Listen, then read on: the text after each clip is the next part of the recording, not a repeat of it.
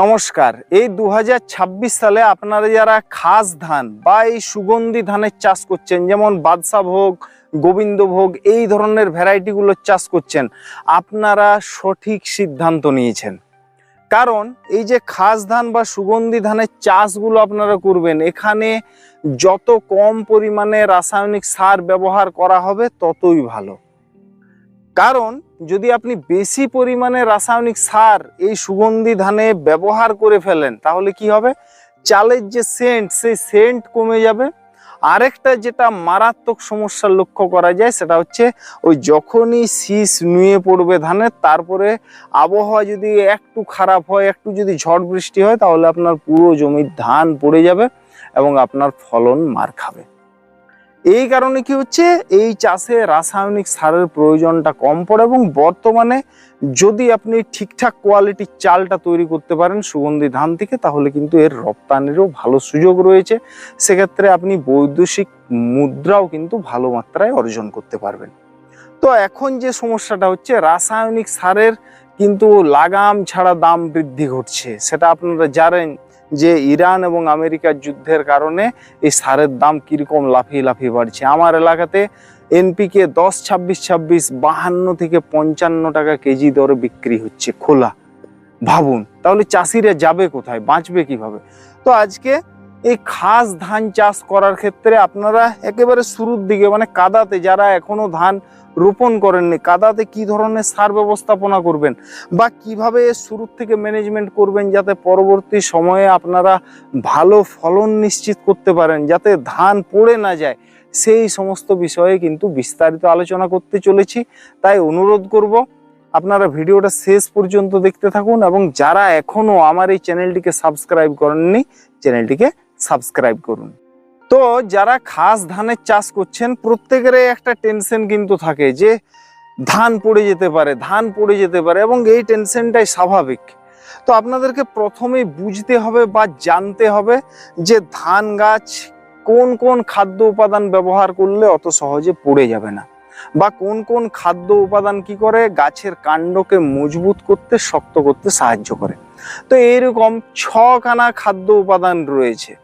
6খানা খাদ্য উপাদান, যেগুলো আপনার জমিতে যদি ঠিকঠাক ম্যানেজমেন্ট করা থাকে, তাহলে কি হবে, ধান গাছের পাশ কাঠির পরিমাণও বেশি হবে, ধান গাছের কাণ্ড শক্ত হবে এবং পরবর্তী সময়ে কিন্তু অত সহজে পড়ে যাবে না, আর ধানের বাড়বাড়ন্তটাও কিন্তু কন্ট্রোলে থাকবে।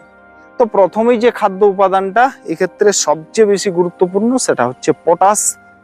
পটাশ কি করে, গাছের কোষ প্রাচীরকে শক্ত করে, গাছকে শক্তপোক্ত করতে সাহায্য করে আর রোগ প্রতিরোধক ক্ষমতা বাড়ায়। তাহলে আপনারা যখনই খাস ধানের চাষ করবেন, পর্যাপ্ত পরিমাণে কিন্তু জমিতে পটাশও প্রয়োগ করতে হবে।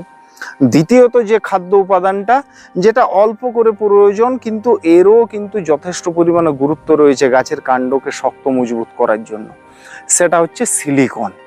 সিলিকনও কি করে, গাছের কাণ্ডকে শক্ত করে, পাতাকে খাড়া রাখে এবং ঝড় বৃষ্টিতে গাছকে অত সহজে পড়ে যেতে দেয় না। তাহলে এই সিলিকনেরও আপনাদের প্রয়োজন পড়বে। পাশাপাশি আরেকটি খাদ্য উপাদানের প্রয়োজন পড়বে, সেটা হচ্ছে ক্যালসিয়াম। ক্যালসিয়াম কি করে, গাছকে শক্তপোক্ত রাখতে সাহায্য করে, গাছের নতুন নতুন শাখা বার হতে সাহায্য করে। ফলে কি হবে, আপনার ধান গাছের যদি ক্যালসিয়ামের ম্যানেজমেন্ট ঠিকঠাক করা যায়, দেখবেন গাছে প্রচুর পরিমাণে পাশ কাঠিও আসবে, গাছ শক্তপোক্ত হবে। আর ক্যালসিয়ামের যদি আপনার জমিতে ঠিকঠাক ম্যানেজমেন্ট থাকে, তাহলে সেই জমির ফসলে কিন্তু ছত্রাক এবং ব্যাকটেরিয়ার আক্রমণ তুলনামূলকভাবে কম লক্ষ্য করা যায়। তাহলে এও সাপোর্ট দেবে, ক্যালসিয়ামও সাপোর্ট দেবে। পাশাপাশি সালফার, সালফারও কি করে, গাছের কাণ্ডকে শক্ত মজবুত করতে সাহায্য করে, পরোক্ষভাবে পাশ কাঠি বাড়াতে সাহায্য করে, গাছের শেকড় ভালো রাখে এবং শীষের দৈর্ঘ্য বাড়ায়, পেনিকেল লেন্থ বাড়ায়, যার ফলে ফলন বেশি পাওয়া যায়। সালফারটা অত্যন্ত গুরুত্বপূর্ণ উপাদান এক্ষেত্রে। আর জিঙ্ক, জিঙ্কও কিন্তু পরোক্ষভাবে আপনার কাণ্ডকে মজবুত করবে, পাশ কাঠির পরিমাণ বাড়াতে সাহায্য করবে পরোক্ষভাবে। আর একটা গুরুত্বপূর্ণ কাজ করে থাকবে, সেটা হচ্ছে এই সুগন্ধি ধানের ক্ষেত্রে চালের কোয়ালিটির ইমপ্রুভমেন্ট নিয়ে আসবে এই জিঙ্ক। তাহলে এই জিঙ্কেরও প্রয়োজন আছে। পাশাপাশি আরো একটি খাদ্য উপাদানের প্রয়োজন রয়েছে, সেটা হচ্ছে বোরন। বোরন যদি আপনারা জমিতে ঠিকঠাকভাবে ম্যানেজমেন্ট করে রাখেন, এও কিন্তু গাছকে শক্তপোক্ত করতে সাহায্য করে, আর কি হয় গাছের রোগ প্রতিরোধক ক্ষমতাও বাড়ায়। পরবর্তী সময়ে আপনার যে ফলন আসবে সেই ফলনটাও কিন্তু সলিড ফলন হবে, ধানের ওজন বাড়বে, ধানের কোয়ালিটি বৃদ্ধি করতে সাহায্য করবে এই বোরন। তাহলে এই বোরনটাও এখানে কিন্তু সমান গুরুত্বপূর্ণ। তো যারা এখনো খাস ধান রোপণ করেননি তাদের জন্য আমি বলবো যে আপনারা সিঙ্গেল সুপার ফসফেটকে বেছে নিন। অনেকে হয়তো নাক সিটকাবেন যে খাস ধানের ক্ষেত্রে আমরা এসএসপি ব্যবহার করব না, গাছ বড় হয়ে যাবে, পড়ে যাবে, কিন্তু একে যদি সঠিকভাবে একে যদি কাজে লাগানো যায় তাহলে কিন্তু বেশি ফায়দায় রয়েছে। তো এসএসপিটা আপনারা এখানে 33 শতকে মাত্র 10 কেজি ব্যবহার করুন, 8 থেকে 10 কেজি। এবং এই সিঙ্গেল সুপার ফসফেটের মধ্যে যেমন ফসফরাস রয়েছে সেই রকম সালফার রয়েছে এবং ক্যালসিয়াম রয়েছে। এবং সালফার এবং ক্যালসিয়াম আমি তো আগেই আলোচনা করলাম যে গাছের কাণ্ড মজবুত করতে কিন্তু পরোক্ষভাবে সাহায্য করে থাকে। তাহলে এটাও আমাদের জন্য খুবই গুরুত্বপূর্ণ। পাশাপাশি ক্যালসিয়াম এবং সালফারের ধানের ফলন বাড়ানোরও একাধিক উপকারিতা রয়েছে, সেগুলো আমি অলরেডি অনেক আগে অন্যান্য ভিডিওতে আলোচনা করেছি, আর এগুলো নিয়ে বিস্তারিত আলোচনায় যাচ্ছি না। তাহলে সিঙ্গেল সুপার ফসফেট 8 থেকে 10 কেজি নিলেন, এবং আপনারা যে লাল পটাশটা নেবেন, এবং পটাশের ম্যানেজমেন্ট এই খাস ধানের জন্য সবচেয়ে গুরুত্বপূর্ণ, সবচেয়ে গুরুত্বপূর্ণ। তাহলে পটাশ এখানে আপনারা 33 শতকে নিন 4 থেকে 5 কেজি। এটাই কাদাতে ব্যবহার করবেন, ঠিক আছে। সিঙ্গেল সুপার ফসফেট ধান রোপণের পর আর ব্যবহার করবেন না, ওর কিন্তু একেবারেই রেজাল্ট পাওয়া যাবে না, কারণ ফসফরাস মাটির উপরে থেকে যাবে, শিকড় মাটির নিচে থাকবে, ফসফরাস উপরে থাকবে, কোনো কাজই হবে না। এটা আপনারা তাহলে লাল পটাশ এটা আপনারা ওই 5 থেকে 6 কেজি ব্যবহার করুন। আর খোল, সরিষার খোল হতে পারে, বাদাম খোল হতে পারে, খোলটা আপনারা এই কাদা তৈরির সময় কিন্তু 10 কেজি ব্যবহার করুন 33 শতকে।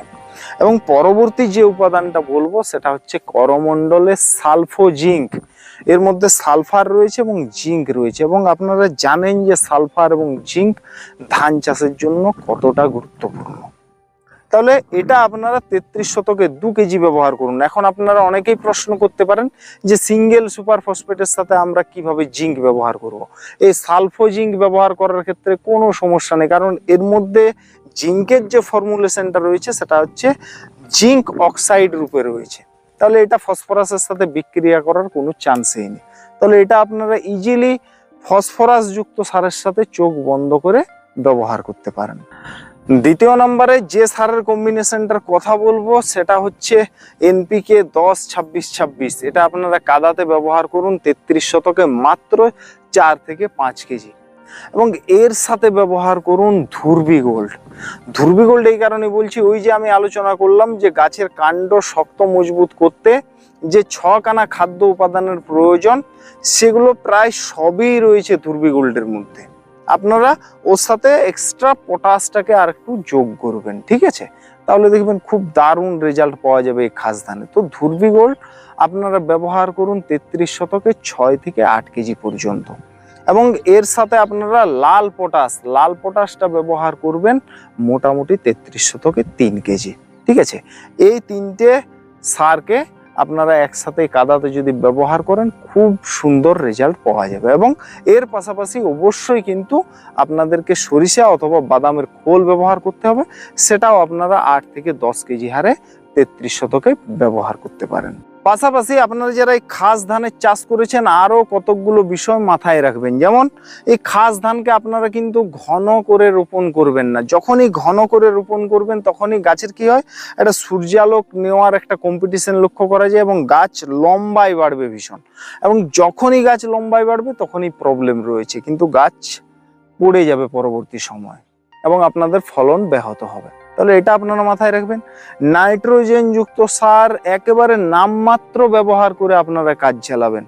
একে যত বেশি আপনারা অ্যাভয়েড করে করে চলতে পারবেন ততই আপনাদের জন্য ভালো।